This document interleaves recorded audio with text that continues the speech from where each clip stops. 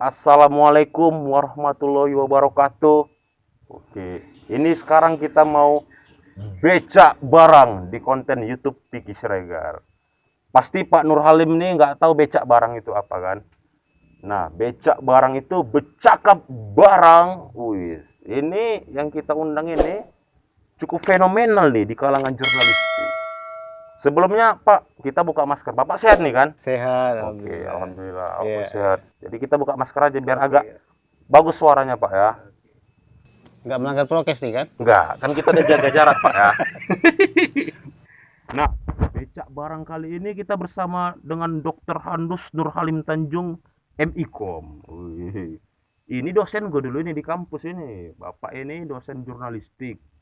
Beliau ini juga salah satu maksudnya Bapak ini juga pernah menjadi wartawan lah atau mungkin bagian-bagian dari redaksi di Waspada Pak ya. Iya. Di Medan Bisnis juga Pak ya. Medan bisnis juga. Dan terakhir di Analisa Berlabuh Pak ya. Iya, sekarang dianalisa. Sedap kali, ibarat pemain bola, Bapak ini kayak Ronaldo ini. Pindah-pindah klub ya kan. Iya. Oke. Pak Nur Halim Tanjung, sehat kan Pak? Sekali lagi aku mau nanya nih. Alhamdulillah sehat. Bapak lagi puasa ini Pak? Iya pasti puasa. Oke, Pak. Awak ini mau wawancara sama Bapak ini, diskusi lah kita bilang ya kan. Terkait beberapa eh, yang dialami rekan-rekan jurnalis kita atau isu hangatnya ini kan lagi beredar antara Bobby, Pas Pampresnya dan rekan-rekan jurnalis. Sempat ada baca juga kemarin Pak. Iya, iya. Nah, jadi di situ kan Pak ada beberapa kawan-kawan kita jurnalis ini yang mengalami pengusiran lah kalau bisa dibilang ya oleh oknum lah gitu, oknum di sekitar Bobby seperti Pas Pampres, Pol PP sama kalau nggak salah polisi gitu. Iya.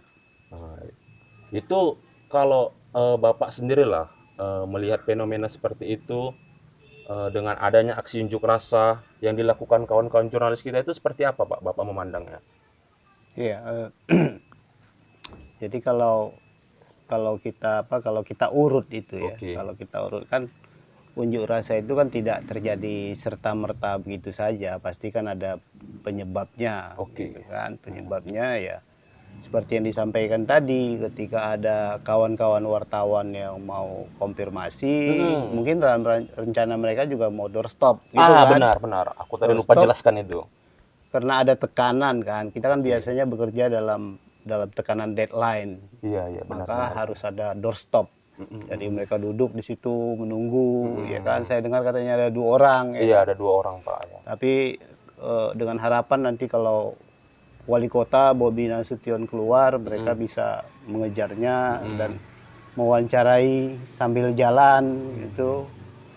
Nah ini kan yang dilihat oleh pihak-pihak pengamanan di sekitar Bobi. Saya dengar juga katanya Pas Pampres juga ada di situ, gitu kan. Ngapain itu wartawan duduk di situ? Lalu mereka usir kan seperti itu kan.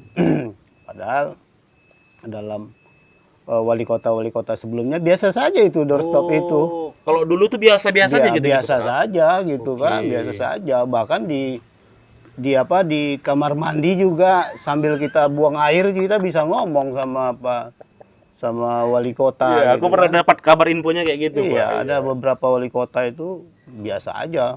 Ayo kita katanya gitu kan. Sebentar aku mau ke toilet dulu atau di toilet aja katanya sambil buang air pun biasa gitu. Nggak masalah itu gitu kan. Nah ini mungkin karena ada protokol. Iya, betul. Bobi menantu Presiden Jokowi sehingga harus dijaga ketat sedemikian rupa. Tapi saya pikir harusnya wali kota juga mengambil sikap. Kenapa Jokowi yang presiden saja itu kan pernah ketika dia mau mulai menjabat, dia pernah diingatkan supaya kalau melakukan sesuatu itu mengikuti protokol dari Pas Pampres kan seperti itu. Karena kan Jokowi waktu wali kota Solo, gubernur DKI kan suka belusukan kemari sehingga di luar protokol. Nah, Jokowi diingatkan seperti itu. Nanti ketika jadi presiden, Jokowi malah bilang, "Loh, kok malah presidennya yang mengikuti Pas Pampres, protokol Pas Pampres?" pas pampres loh yang ikut presiden, nah, kan kayak gitu. Seorang presiden aja ngomong kayak gitu, Nah, Pak ya. seorang presidennya ngomong seperti itu. Masa yang Bobby yang menantu tidak bisa meneladani mertuanya gitu kan, mertuanya Mertuanya, harusnya ya, seperti itu. Nah, saya pikir juga pas pampres juga harus memahami memahami posisi Bobby sebagai wali kota, karena di jabatannya itu ada tanggung jawab publik. Oke. Ada tanggung jawab publik di jabatannya sebagai Iya, wali iya. kota Medan, ya publik kota Medan tentunya gitu. Nah, jadi Ada lagi Pak, boleh boleh. Ada ya, lagi.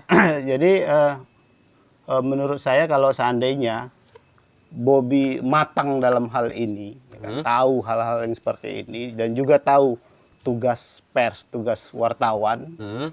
yang bekerja di bawah tekanan deadline, harus segera melaporkan apapun statement, peristiwa atau fakta yang dilihatnya dan yang diketahuinya. Iya. Ini tidak akan terjadi, halnya tidak akan terjadi ini. Mestinya Bobby bisa berkonsultasi dengan orang-orang di sekitarnya Iya, yang benar. yang pasti banyak orang-orang di sekitarnya yang paham tentang jurnalisme dan komunikasi. Karena kan begini Pak, maaf saya potong Pak Iya. ya.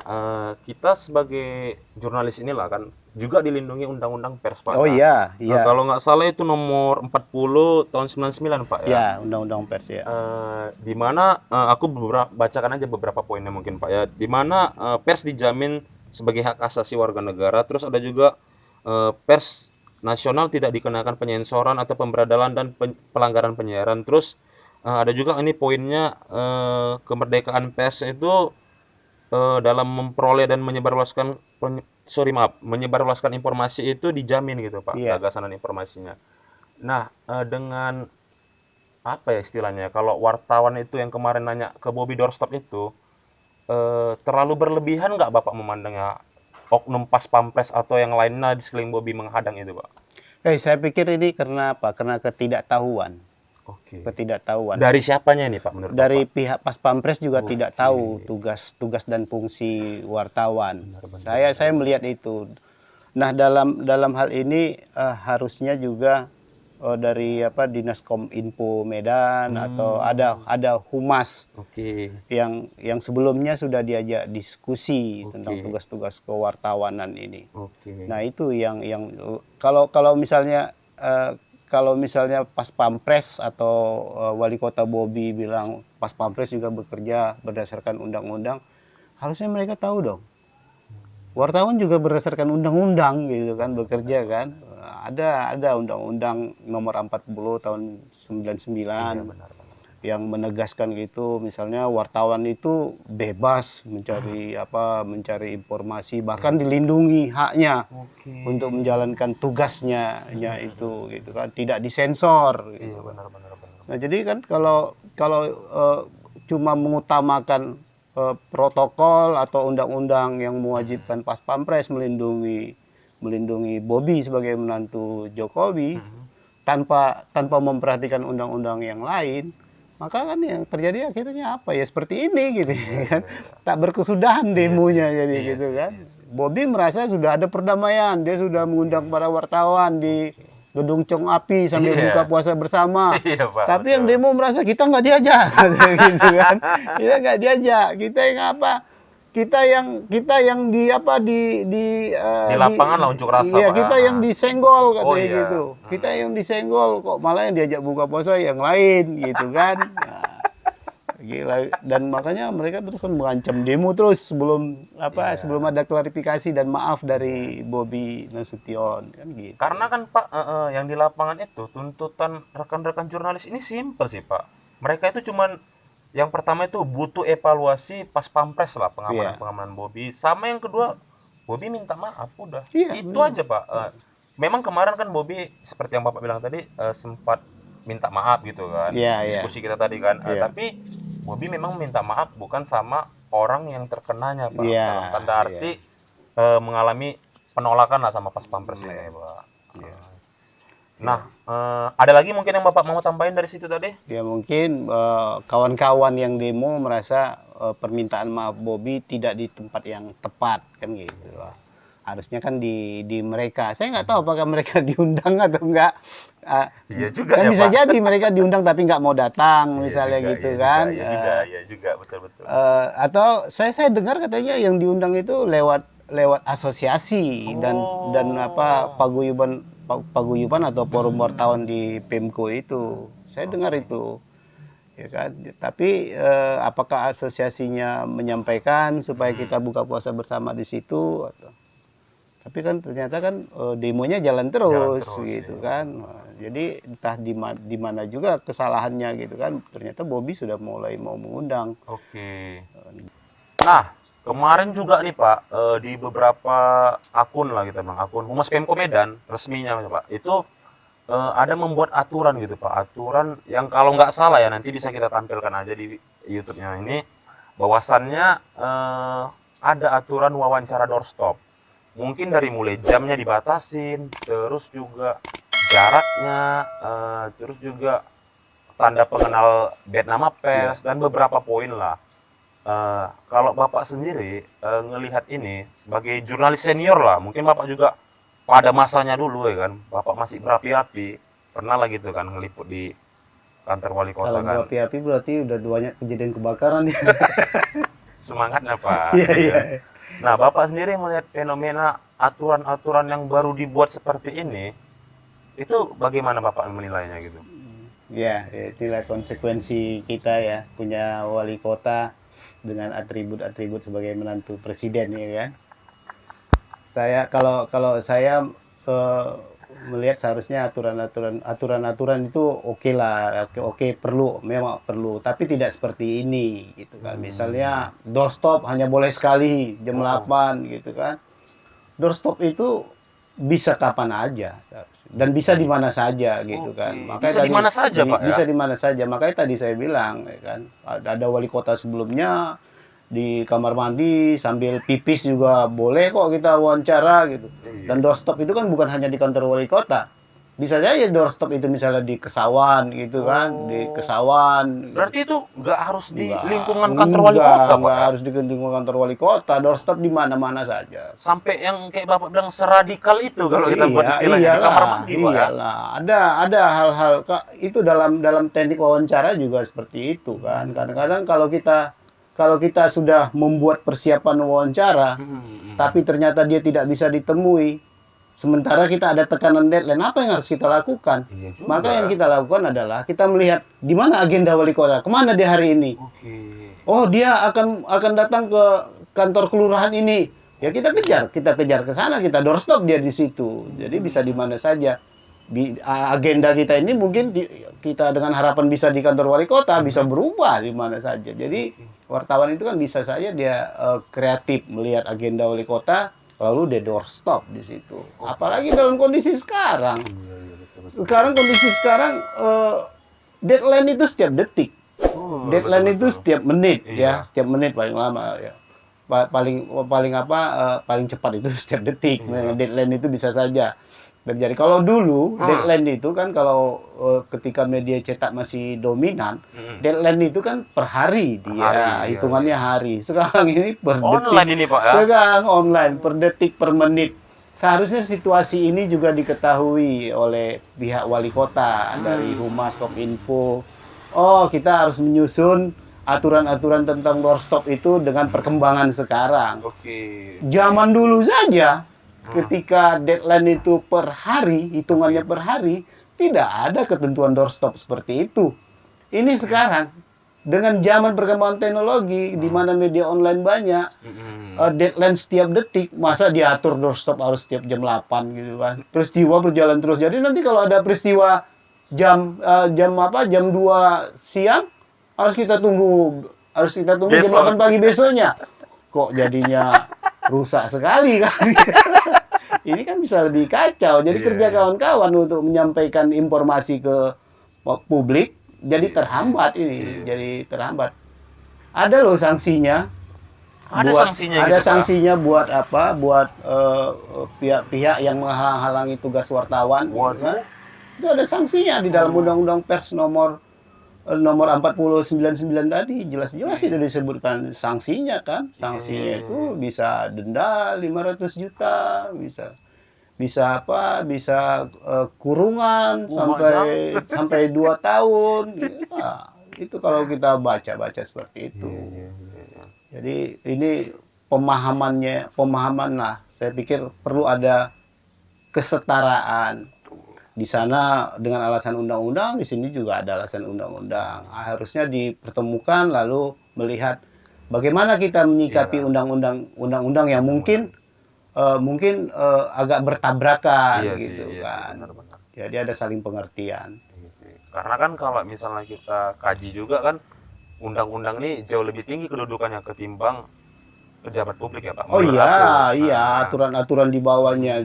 Kan semua aturan-aturan yang dibuat oleh pejabat publik, bahkan yang dibuat oleh presiden, dia kan harus mengacu kepada undang-undang.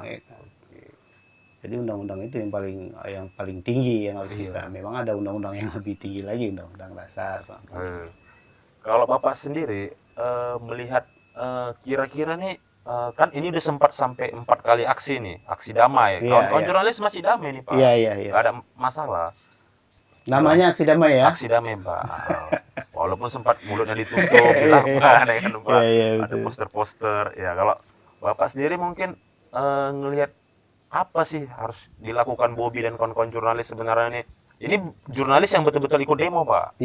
Bukan yang diundang gitu aja. Jadi Bapak sendiri sebagai jurnalis senior nih, harusnya apa nih yang mereka lakukan nih supaya ya udahlah clear, nggak ada masalah lagi gitu. Saya pikir ya Bobby perlu juga lah berjiwa besar, ya kan. Kalau ada demo-demo seperti itu, apalagi yang dilakukan oleh wartawan, dia turun, datang, temuin para pendemo, gitu kan. Banyak kok contoh-contoh seperti itu, ya kan. Termasuk Pak Jokowi juga pernah begitu, walaupun kemudian ada juga demo yang tidak didatangin, gitu kan. Tapi setidaknya Pak Jokowi pernah mendatangi para pendemo. Kenapa rupanya? Itu kan bukan apa ya? Bukan Menara Gading itu. Kantor wali kota itu bukan Menara Gading, ya kan. Harusnya tidak seperti itu. Apalagi dalam iklim demokrasi seperti sekarang. Turun aja Bobby, menunjukkan kerendahan hatinya, ya kan, jiwa besarnya. Udah, selesainya itu masalah gitu kan. Itunya harapan kawan-kawan. Nah, ini kan masalahnya kan mungkin merasa masih kita masih begini. Ya itu kan alasan saja. Kalau saya melihat itu hanya alasan-alasan, mungkin juga dalam hati kecil ya. Tapi saya repot juga saya membaca hati kecil orang. Hati kecil menolak atau segala macam gitu. Tapi sebagai pejabat publik harusnya Pak Bobby Nasution itu bisa berbesar hati menerima para pendemo gitu. Kalau selama ini mungkin dia yang di doorstop, dialah mendoorstop pendemo itu turun doorstop itu. Oke, saya minta maaf. Selesainya itu. Selesai. Simpel itu sih. Iya, enggak kan segaduh ini masalahnya. Ini kan jadi gaduh masalahnya. Pak Bobby, Anda belum 100 hari di Kota Medan ini menjabat. Baru belum 100 baru hari, dua Pak. bulan, baru 2 bulan. bulan. Harusnya Pak Bobby mendengar nasihat Dr. Hadus Nur Halim Tanjung, MIKOM, selaku jurnalis senior.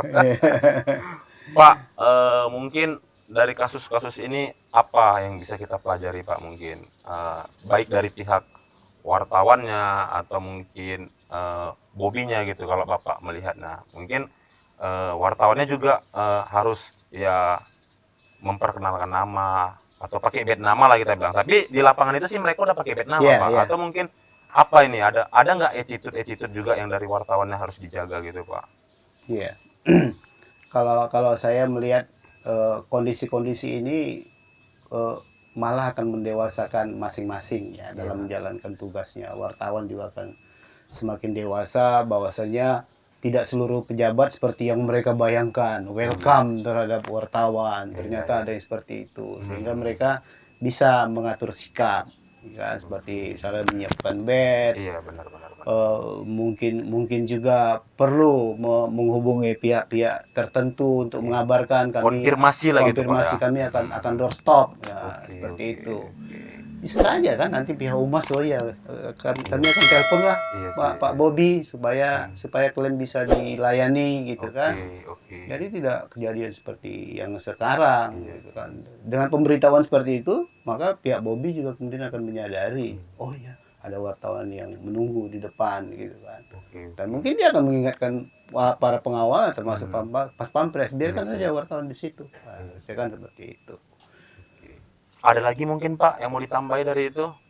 Ya, ya saya sih berharap mudah-mudahan masalah-masalah seperti ini ya apa bisa kelar. Oke. Karena kalau ada persoalan antara wartawan dan narasumber, wartawan dan pejabat publik, maka yang rugi itu adalah publiknya gitu. Ya, iya sih. Jadi informasi tertahan. Iya sih. Yang kita lihat sekarang apa? Adalah informasi-informasi wartawan demo. Iya, betul. Bobi sibuk mengklarifikasinya ke pihak yang lain. Iya sih. Akhirnya publik tidak mendapat substansi permasalahannya gitu. Jadi ya terkatung-katung permasalahan sebenarnya terkatung-katung, tertutupi oleh pertengkaran antara dua pihak. Nah, ini yang perlu kita perhatikan. Ya, harus ada pendewasaan lah dari kedua pihak, Pak. Nah, itu dia. Karena sebenarnya pun Pak Bobi ini kalau kita bilang tergolong gercep juga nih Pak. Iya, untuk iya, pemimpin. iya, betul. Banyak istilahnya kayak sekarang ya parit-parit yang dibersihkannya supaya nggak banjir. Dia juga memperhatikan pedagang-pedagang UMKM di sekitaran Kesawan dan lain sebagainya lah gitu Pak ya. Pak, mungkin ini ada lagi yang mau Pak tambahin? Kalau nggak biar aku masuk ke pertanyaan terakhir nih yang di luar konteks ini Pak. Iya, saya sih berharap Pak Bobi sebagai wali kota supaya enak juga buat jurnalis. Ya kan? Jadi sebenarnya ini enak kondisinya sekarang dia gercep itu dia datang ke sana kemari. Seharusnya itu kan sebuah kebanggaan dan prestasi lah gitu iya, Pak. dan itu sebuah kesempatan bagi wartawan. Banyak berita karena wali kota. Benar. Tapi alangkah baiknya kalau ada kebijakan untuk pembangunan kota itu bersifat strategis, sistematis dan ada jangka panjang, ada sistemnya. Bukan kapan teringat ke sana. Memang enak untuk wartawan gitu kan. Tapi untuk publik kota jadinya ini nanti seperti pemadam kebakaran aja ya kan. Iya, Pemadam kebakaran di situ banjir, situ korek-baret ya kan. Nah, nanti rupanya hujan lagi. Rupanya udah tertumpah. Nah, kan jangan seperti itu. Jangan seperti harusnya itu, Pak. Bisa menyeluruh lah seperti itu. Dan Pak Bobi ini juga dengan tagline-nya kolaborasi dengan berkah. Itu dia. Itu harusnya dengan wartawan Iya. kolaborasi lah. Iya, harusnya kolaborasi. Itu dibuktikan ya dengan wartawan kolaborasi untuk menunjang tugas-tugasnya sebagai wali kota. Ini belum 100 hari udah. Oh, ya, itulah. Ini Pak ya. Itu biasa itu. Iya. Kadang-kadang kita punya niat seperti itu, tapi dalam realisasinya, dalam pelaksanaannya melenceng, bertabrakan gitu. Dari awal perlu ada pemahaman memang. Iya. Perlu pembisik ini. Kalau perlu Pak Bobi dan tim-timnya merekrut Pak Nurhalim. Minimal seminggu sekali aja, seminar-seminar apa kan Pak? Kuliah-kuliah umum gitu. Atau disimak sajalah channel ini ya kan. Disimak channel ini. Channel Piki Siregar 13 Pak ya. Piki Siregar 13. Oke. Ada lagi nih Pak kira-kira yang mau ditambahin? Ya saya sih berharap ini bisa bisa segera selesai supaya publik mendapat informasi yang sesungguhnya dari persoalan kota. Benar. Jadi bisa saling memahami antara wartawan sama pihak Pemko dalam hal ini wali kota Bobi Nasution gitu kan. Betul-betul berkolaborasi lah dua-duanya. Benar. Untuk kepentingan masyarakat Kota Medan. Harus Pak.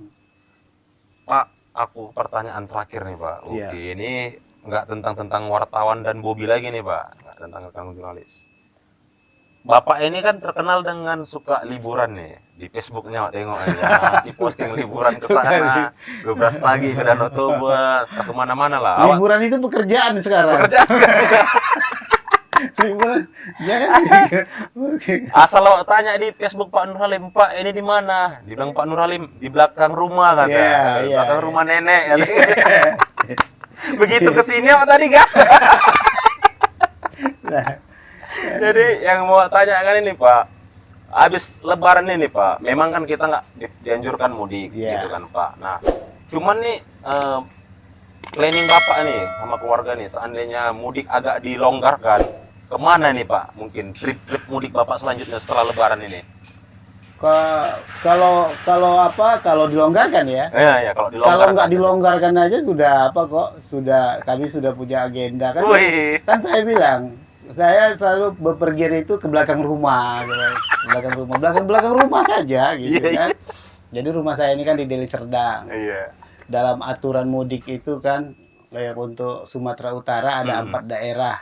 Ada 4 daerah yang Dibolehkan ya, benar-benar. Ya kan, Deli Serdang, Mm. Medan, Binjai, dan Tanah Karo. Tanah Karo, ya benar. Udah main-main sekitar situ. Lagian kalau dalam seminggu pun di belakang rumah maksud saya di sebelah situ, masih di Serdang lah. Ada 1 jam 2 jam, banyak tempat-tempat bagus itu. Iya. Ada hutan Simenpar dengan air terjunnya yang bagus. Iya. Ada Danau Linting, kan? Ada Lomentar, banyak tempat-tempat bagus di Lisbon.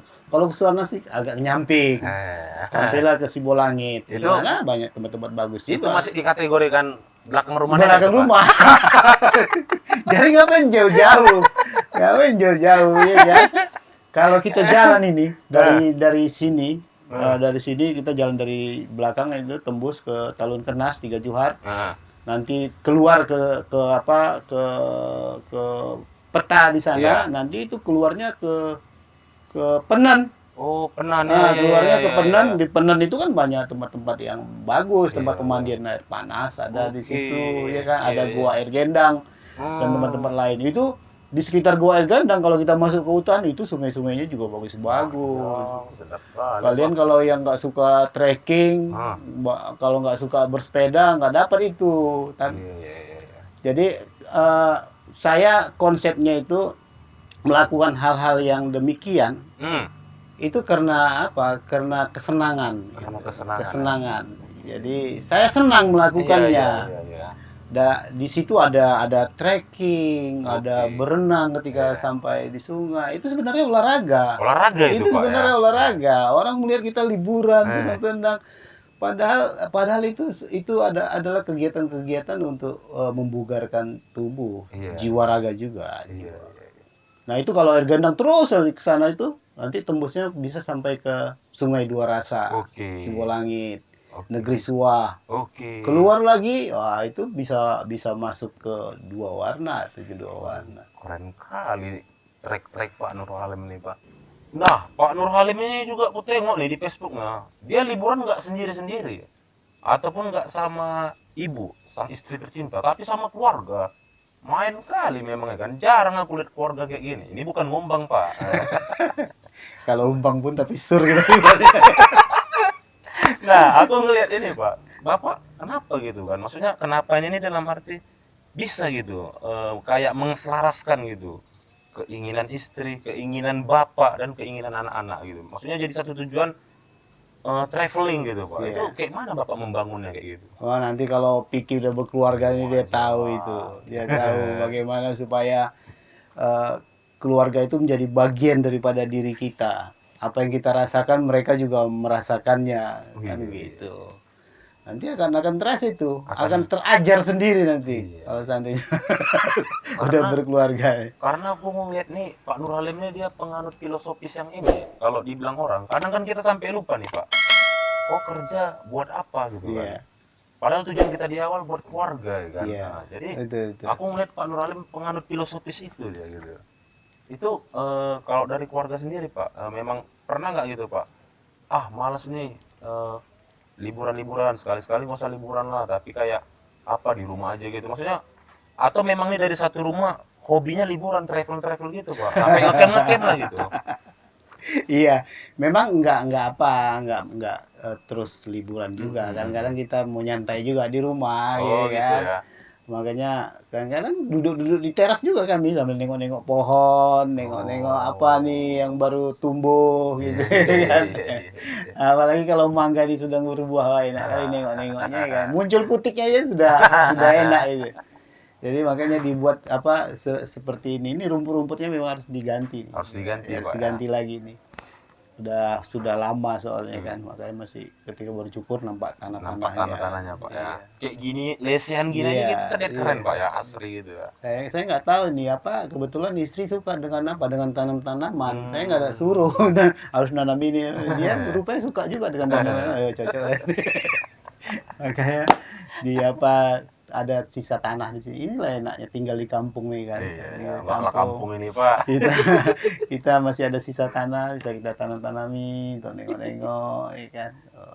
Sesimpel itu, Pak, ya. Iya, ini apa, pohon-pohon seperti ini bisa mengundang angin ini. Oh, mengundang angin, Pak, ya. Mengundang angin ini mungkin karena si Piki di sini ya, kayak angin nggak akan datang ini. Biasanya pengaruh anginnya negatif, berembus, Pak. berembus angin, gitu kan. Bawa pengaruh negatif, Pak, berarti.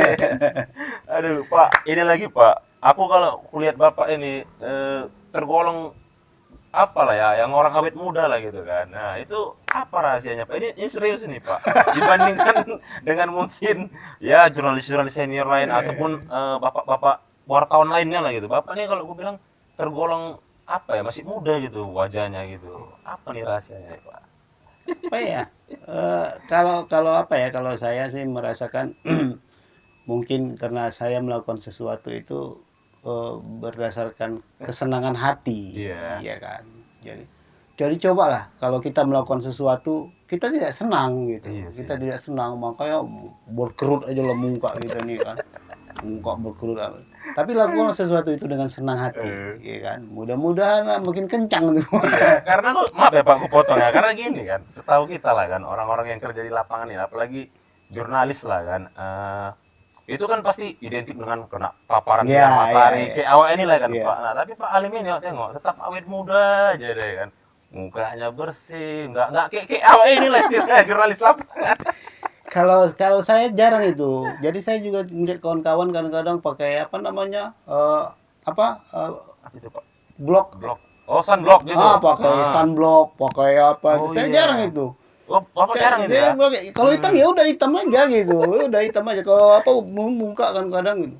Misalnya pergi rafting, misalnya rafting itu nggak perlu pakai tangan, pakai apa pelindung tangan, pakai sunblock, ya udah Iya. biar aja lah, biar kita rasakan aja kondisi alam ini kan. Iya. Matahari memang langsung masuk Iya. itu gitu kan.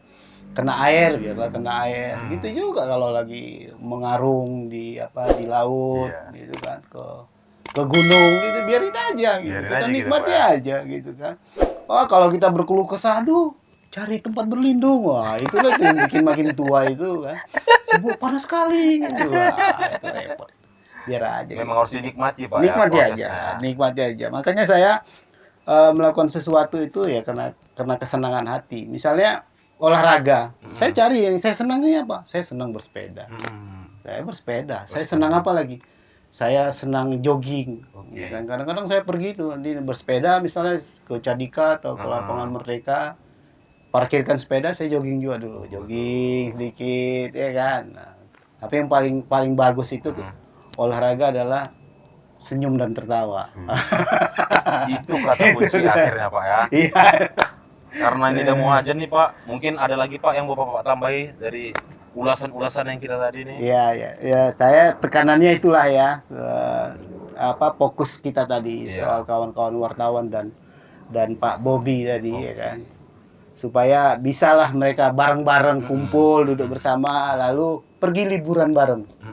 Ya, naik gunung bareng kayak camping bareng kayak gitu kan, atau rafting bareng gitu Pak kan. Nur Halim guide-nya. Ya, boleh Rangernya ya, boleh Pak, ya. kita guide. Misalnya oke, wartawan kata Pak kan Pak Bobi, kita kumpul, kita naik gunung. Nah, kita naik gunung, habis lebaran nih kita naik gunung. Nah, kan gitu. Habis naik gunung kita turun ke debu-debu, kita mandi air panas di sana. Kita sempatkan nanti camping semalam lagi di Sibolangit. Wah, itu kan asik. Itu cair itu, masalah Cair itu, ya. itu cair. Wartawan juga karena dekat wali kota, walaupun pergi liburan seperti itu, selalu ada berita. Kan Mantap gitu. sekali memang konsep Pak Nur Halim ini. Jadi nggak kering deh beritanya. Kita liburan, tapi berita terus kita setor ke redaksi. Jadi wali kota di sebelah. Jadi Pak Wali Kota Bobi Nasution terhormat. Jadi ini tolong nih dipertimbangkan nih pesan-pesan Pak Nur Halim tadi. Iya, iya. Ini memang kami ketawa-ketawa ya. Iya. Cuman nih Pak Bobi harus mengerti dan memaknai apa yang disampaikan Pak Nur Halim Tanjung. Pak, mungkin itu aja Pak ya. Iya, Sekian terima Pak. kasih. Terima kasih Pak atas waktunya. Sama-sama, terima kasih ya, Bobi. Apa Piki. Piki, Bobi. Tersebut Bobi pula. Mudah-mudahan jadi Bobi. Amin, ya Allah. Wah. Sampai jumpa di channel YouTube Piki Siregar 13 dengan becak bareng lainnya. Oke. Bye-bye. Bye.